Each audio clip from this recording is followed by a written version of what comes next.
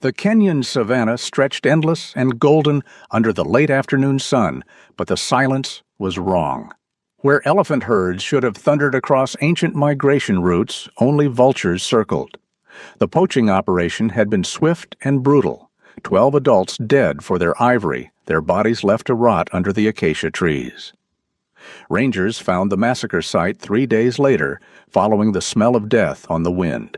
Hidden in a thicket of thorns, they discovered Kibo. The 14-month-old bull calf was so still that at first they thought he was dead. His gray skin was caked with dried blood, none of it his own. He had watched from his hiding place as his mother, his aunts, his grandmother were slaughtered. He had listened to their screams, smelled their fear, witnessed the final moments as the matriarch tried to shield the youngest calves with her own body. When the rangers approached, Kibo made no sound. He simply stood, his small trunk hanging limp, his eyes fixed on something the humans could not see. 2,000 miles south in the floodplains of Mozambique, Amara was fighting for survival in a different kind of hell. The rains had come with unprecedented fury, turning the river valley into a churning brown chaos. The 11-month-old female had been swept away from her herd when the banks collapsed.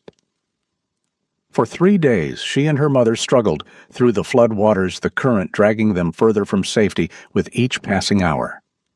Her mother, already weakened from weeks of drought before the rains came, used her last reserves of strength to push Amara onto a mud bank. Then the great cow simply stopped fighting. She sank beneath the water while her daughter watched, too exhausted to even trumpet a distress call. Local fishermen found Amara 2 days later, standing motionless in shallow water, her trunk resting on the surface, as if still searching for her mother's scent beneath the waves.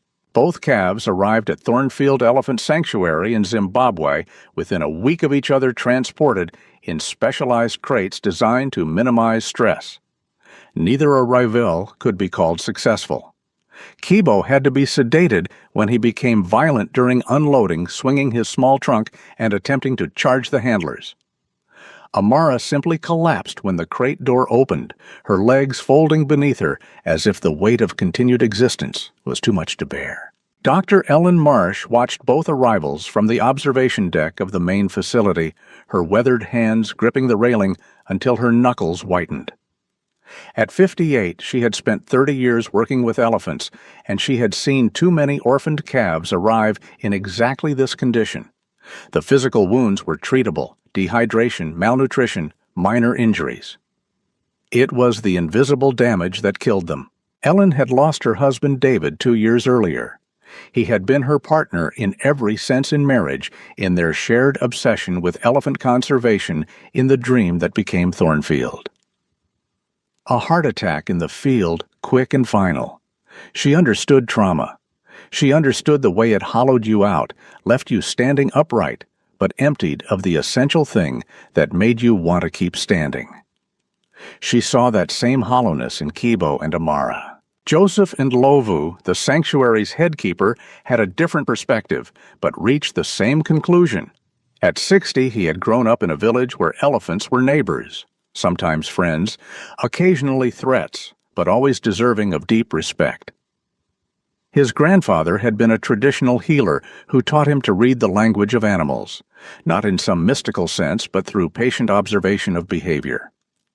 Body language, the subtle communications that most people missed. Joseph watched Kibo in the observation paddock, noting how the young bull positioned himself in the corner where he could see all approaches, how his ears remained flat against his skull, how he tested the wind constantly with his trunk, as if expecting danger from every direction. Classic hypervigilance. The body remembering threat even when the mind tried to rest. Amara presented differently, but with equal severity. She had been placed in an adjacent paddock separated from Kibo by a barrier that allowed them to sense each other without forcing interaction. Where Kibo was reactive and defensive, Amara had shut down completely. She stood in one spot for hours, barely moving except to shift her weight from foot to foot. Her eyes had the glazed quality of deep dissociation. The first week established a grim routine. Ellen and her veterinary team focused on physical stabilization. IV fluids, nutrient-rich formula treatment for parasites and minor infections. Kibo refused to eat voluntarily. They had to tube feed him a traumatic process that required sedation and left him even more withdrawn afterward. Amara would drink if the bottle was literally placed in her mouth, but showed no interest in food or water otherwise. Joseph worked on what he called presence therapy. He simply existed near the elephants, never forcing interaction, never demanding anything, just being a calm, non-threatening presence in their environment. He sat outside their paddocks for hours, sometimes reading aloud from old books. Not because he thought they understood the words, but because the rhythmic sound of a human voice engaged in something peaceful might eventually register as safe. At 3 o'clock every morning, Amara began to call. The sound was something between a rumble and a scream, a vocalization that elephant calves make when searching for their mothers. It carried through the sanctuary grounds, waking everyone in the staff quarters. Joseph had heard it hundreds of times over his decades working with orphaned elephants, and he still felt it like a knife between his ribs each time. The cry contained such pure, desperate longing that it bypassed rational thought and struck directly at some primal understanding of loss. Ellen started sleeping, or trying to sleep, in the observation office, both to be available if either calf's condition deteriorated, and because the empty house she had once shared with David felt too large at night. She kept the monitor feeds from both paddocks on the screens, watching through the grainy green of night vision as Kibo and Amara existed in their separate hells. The elephants showed no interest in each other.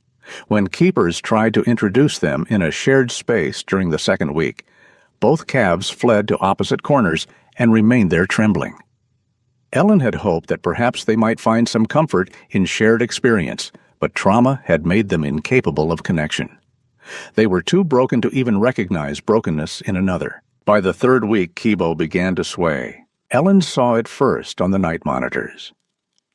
Around midnight, the young bull started a repetitive rocking motion, shifting his weight from left foot to right foot in a steady rhythm.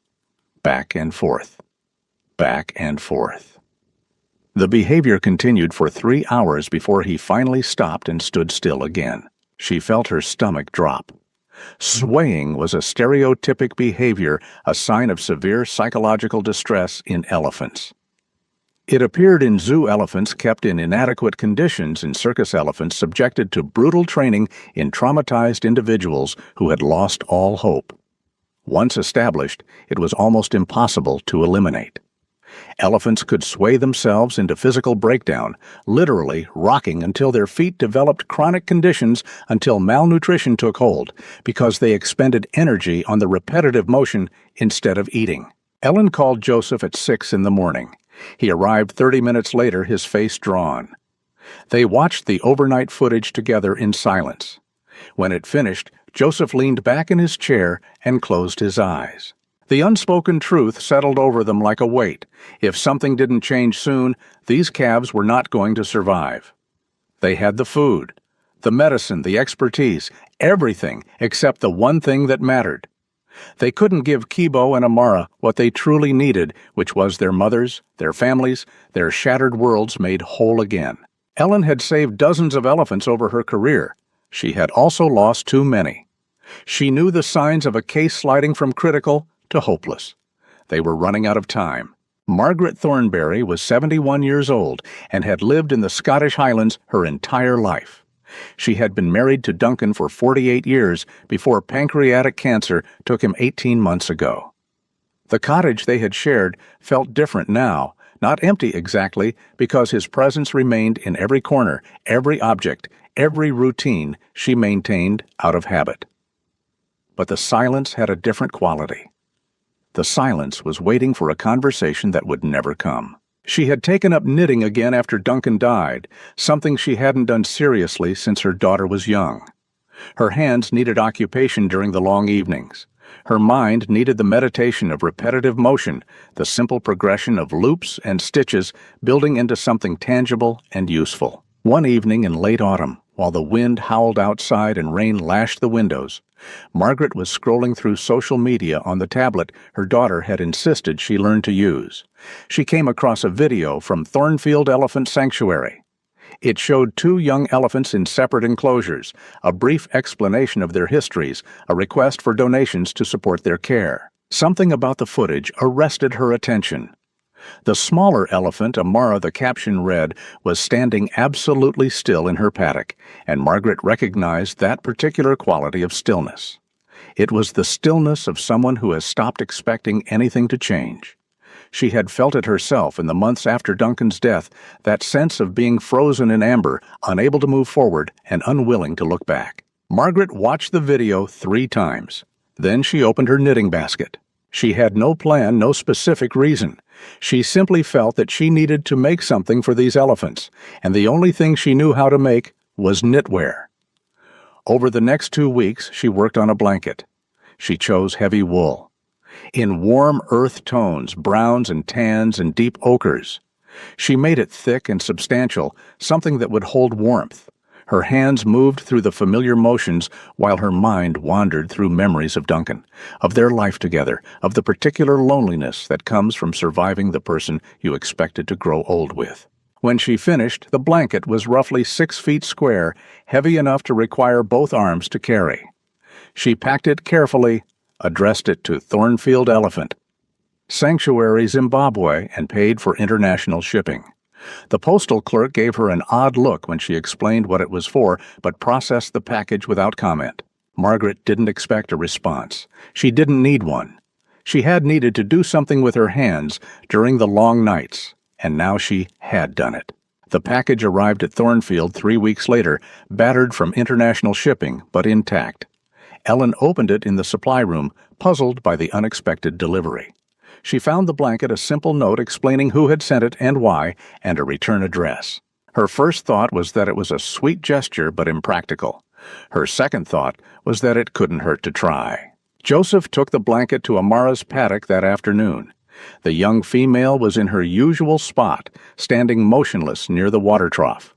He entered quietly, as he always did, moving with the slow deliberation that telegraphed calm to prey animals. He placed the blanket on the ground in the center of the paddock, spread it out smooth, and then withdrew to the observation post. Nothing happened for 40 minutes. Then Amara's trunk twitched, the first voluntary movement Joseph had seen from her that wasn't related to basic survival. Her nostrils flared as she tested the air. Slowly, with steps so careful she might have been walking on ice, she approached the blanket.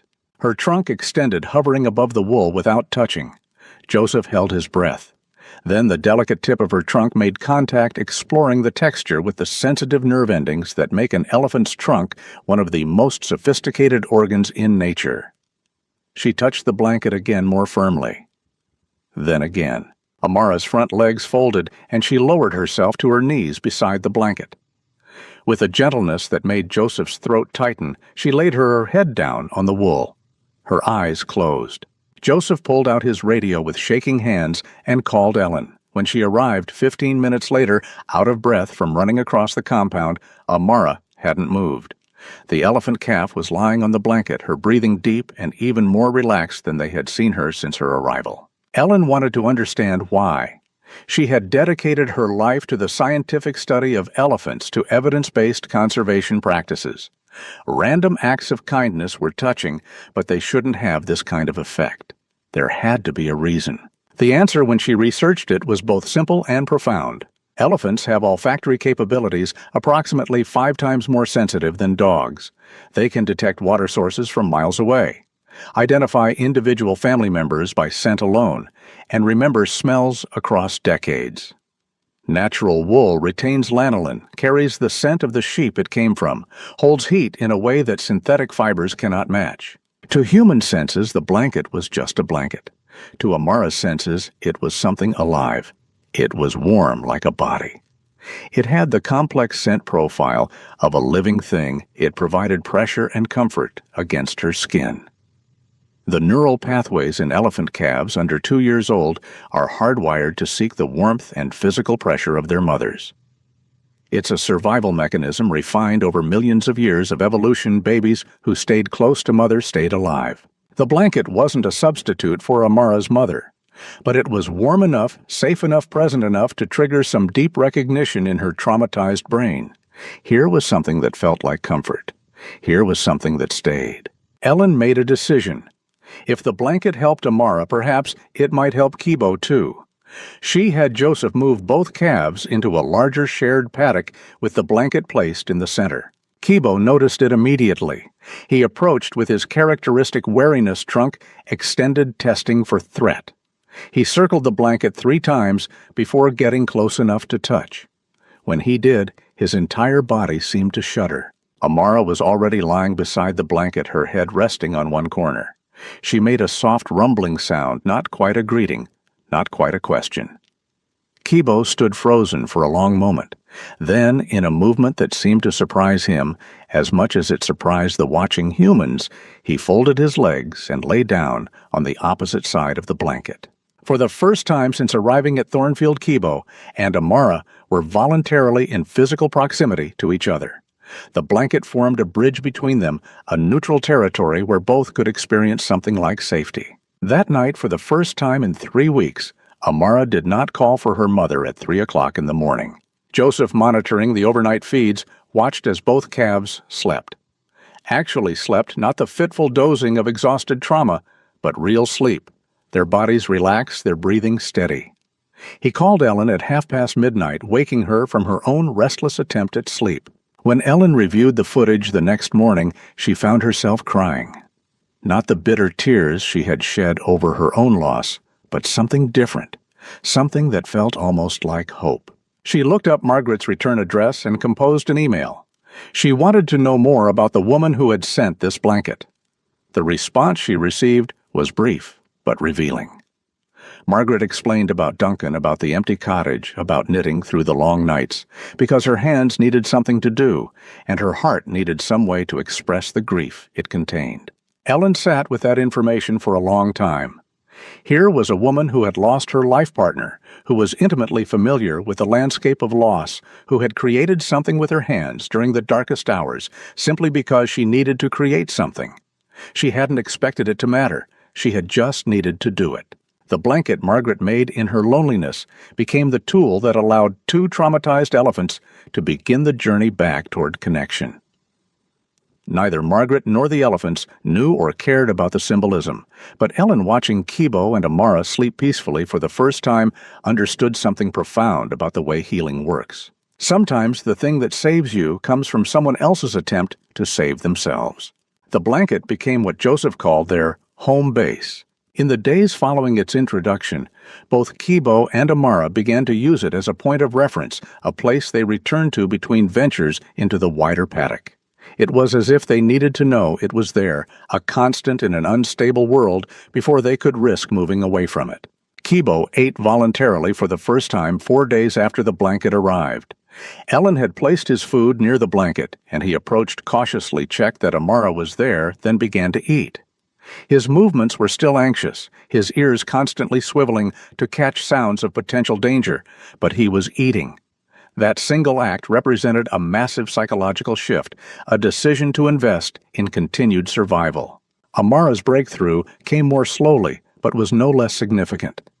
Joseph had been trying since her arrival to perform basic health checks, examining her ears for infection, checking her feet for injuries, feeling for signs of illness in her glands. She had never allowed it, flinching away from any attempt at touch. A week after the blanket arrived, Joseph approached while she was resting on it. He moved with glacial slowness, his hands visible, his posture low and non-threatening. He reached out and gently touched her ear. Amara's eyes opened. She looked at Joseph, and she didn't move away. Joseph kept his hand there for perhaps 5 seconds, then withdrew. He stood and walked away, his heart pounding. What he had just witnessed was trust, fragile, tentative, but real. Amara had allowed a human to touch her in a gesture of care, something elephants do only with family members or others they have decided to include in their circle of safety. The swaying behavior that had so alarmed Ellen in Kibo's 3rd week at the sanctuary began to diminish. It didn't disappear immediately. Trauma recovery is never linear, but the episodes became less frequent and shorter in duration. By the 6th week, Kibo had gone 3 consecutive days without swaying at all. The relationship between Kibo and Amara evolved in ways that surprised even Ellen, who thought she had seen every variation of elephant social bonding. They developed a sibling-like dynamic, with Kibo assuming a protective role despite being only 3 months older. When the wind picked up carrying unfamiliar scents, Kibo would position himself on the windward side of Amara, his bulk serving as a shield. When there were unexpected noises, a vehicle backfiring construction work on a distant fence line, Amara would immediately check on Kibo, her trunk reaching out to touch his shoulder or side in reassurance. Joseph recognized these behaviors as the foundation of elephant family structure. In a healthy herd, every individual monitors every other individual's well-being through constant tactile contact vocalizations and body language. Kibo and Amara, thrown together by tragedy and connected through shared trauma, were building their own micro-herd. They were creating family. 8 weeks after the blanket arrived, Ellen made the decision to transition both calves to a larger enclosure that bordered the sanctuary's semi-wild zone. This was a crucial step in their rehabilitation. They needed to learn to be elephants in a more natural environment, not just in the controlled safety of the primary paddock. The gate to the new enclosure opened onto several acres of mixed grassland and woodland with a small stream and natural vegetation. It was still protected and monitored, but it was a far cry from the confined space they had known. Joseph opened the gate and stepped back. Kibo approached first, his trunk extended to test the air beyond the threshold. He took one step through, then another. Then he stopped and looked back at Amara. But Amara wasn't looking at the new territory. She was looking back at their old paddock, at the blanket lying in its usual spot. She turned and walked back. Kibo followed, confused. Ellen, watching from the observation post, felt her optimism falter. Were they too dependent on the blanket? Had she created a different kind of cage? Then Amara did something remarkable. She reached down with her trunk and grasped the edge of the blanket. The wool was heavy, awkward to manage with a trunk still learning fine motor control. She dragged it a few feet, repositioned. Her grip dragged it further. Kibo understood immediately and took hold of the opposite edge. Together they hauled the blanket through the gate into the new enclosure. Joseph made a split-second decision not to intervene. The blanket would get dirty, probably damaged. It was impractical to have them carrying it around, but some things were more important than practical concerns. Kibo and Amara dragged the blanket about 50 yards into the new territory to a spot beneath a large acacia tree where the afternoon shade was deep and cool. They positioned it carefully, then both laid down on it exactly as they had done that first night. From that secure base, they surveyed their new world. Over the following weeks, the blanket's physical condition deteriorated. The wool picked up grass stains, developed holes from being dragged over rough ground, became matted from exposure to weather. But it remained the spot where Kibo and Amara slept each night, where they returned when nervous or uncertain, where they established the center of their territory. Ellen had been corresponding with Margaret throughout this period, sending updates and photos.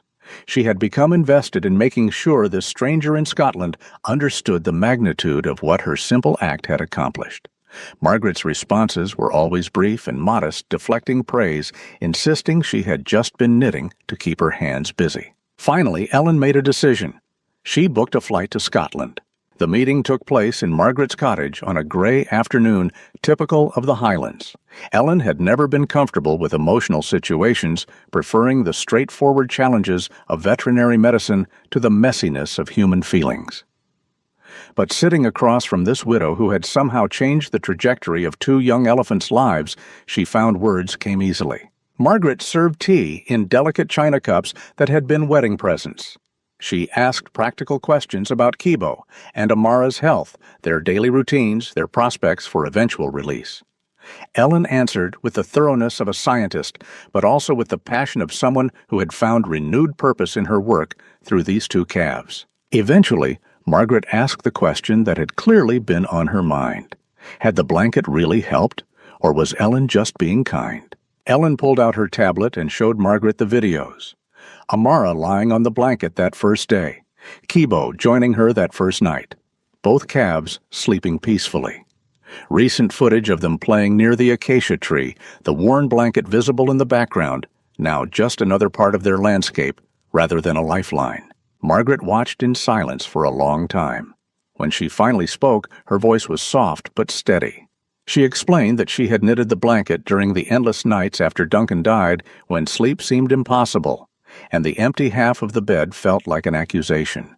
She had needed to do something with her hands, something productive, something that might matter to someone even if it didn't matter to her anymore. She hadn't known if it would be enough. Ellen found herself talking about David, about the 2 years since his death, about how working with Kibo and Amara had given her something to focus on beyond her own loss, about how healing wasn't about forgetting or moving on, but about learning to carry grief without being crushed by it. They didn't come to any grand conclusions. They just sat together, two women who had loved and lost, who had found ways to keep living through the work of their hands and the care they could offer to others. Sometimes that's all healing is, continuing to show up, continuing to do the next small thing, trusting that the sum of small things might eventually amount to something larger. When Ellen returned to Zimbabwe, she brought with her a letter Margaret had written to be included in Thornfield's archive. It explained the blanket's creation and her hope that its story might remind people that grief can be transformed into something that sustains life even when we don't know how or why. Ellen filed the letter carefully, then went to check on Kibo and Amara. The late afternoon sun was painting the enclosure in shades of gold and amber. Both elephants were at the stream, Amara splashing water on her back while Kibo kept watch. The blanket was visible beneath the acacia tree, threadbare, and stained barely recognizable as the pristine creation Margaret had mailed 3 months ago. They didn't need it every night anymore. Some nights they slept in other parts of the enclosure, exploring and claiming the space as their own. But the blanket was always there, a touchstone, a reminder that safety existed and could be returned to. Joseph approached and stood beside Ellen. They watched the elephants in comfortable silence. After a while, Joseph began to speak, his voice thoughtful. "Elephants never forget," he observed. "Their memory is one of their defining characteristics, the thing that allows them to navigate complex social relationships across decades, to find water sources in times of drought, to recognize family members after years of separation. But memory can be a curse as well as a gift. Remembering trauma with perfect clarity can trap an individual in the past. What Kibo and Amara were learning," Joseph continued, "was how to carry their memories without being imprisoned by them. They would never forget their mothers, their lost families, the violence and chaos that had torn their worlds apart. But they were learning that remembering didn't mean remaining frozen. They could carry the past with them while still moving forward into whatever future awaited them." Ellen nodded slowly. It was a lesson she was still learning herself. The lesson that everyone who survives loss must eventually learn whether they're human or elephant or anything else capable of love and therefore capable of grief. The sun dropped lower, and the elephants moved toward the acacia tree. They didn't lie on the blanket that night. They were too engaged in stripping leaves from the lower branches, in testing their growing strength against the tree's resilience. But the blanket was there, faded and worn, but present. A reminder that comfort exists, that connection is possible, that sometimes in the middle of the darkest night, a stranger's hands might create exactly the thing you need to survive until morning. Kibo and Amara would eventually join a larger herd that Thornfield maintained for long-term rehabilitation. They would form bonds with other elephants, learn the complex social protocols of their species, and perhaps, years in the future, be released into protected wilderness areas where they could live as their ancestors had lived. But they would always be connected to each other in ways that went beyond the typical bonds of herd life. They were survivors who had found each other in the aftermath of trauma. They were orphans who had learned to be family for each other. They were the living proof that even the deepest wounds can heal given time. Patience and something as simple as warmth when you need it most. The blanket remained in their enclosure for another year before it finally disintegrated beyond repair. By then, Kibo and Amara had long since stopped needing it for comfort. But on the day Joseph finally removed the tattered remnants, both elephants stood and watched him go, their trunks raised in what might have been curiosity or might have been a kind of acknowledgement. Some things cannot be replaced. Some losses cannot be filled. But life continues anyway, carrying its scars and its memories, learning to be gentle with both. Kibo and Amara understood this in whatever way elephants understand anything, through feeling, through experience, through the patient accumulation of days that hurt less than the days before. In Scotland, Margaret continued to knit through the long winter evenings. She made scarves for her grandchildren, blankets for charity shops, complicated patterns that challenged her aging fingers. The cottage remained quiet, but the silence felt different now. It was no longer the silence of waiting for something that would never come. It was simply silence, which was sometimes peaceful and sometimes lonely, but was always at least real. Ellen divided her time between administrative duties and hands-on care of the sanctuary's growing population of rescued elephants. She kept Margaret's letter in her desk drawer and read it sometimes when the weight of loss felt too heavy. The reminder that grief could be transformed into something useful, something that might reach across continents to save a life, helped on the days when saving anything seemed impossible. And somewhere in Zimbabwe, under an acacia tree in the golden light of late afternoon, 2 elephants who had every reason to give up instead chose to keep living. They played and fought and learned and remembered and grew carrying their histories without being defined by them. The blanket was gone, the warmth remained, and that in the end was enough.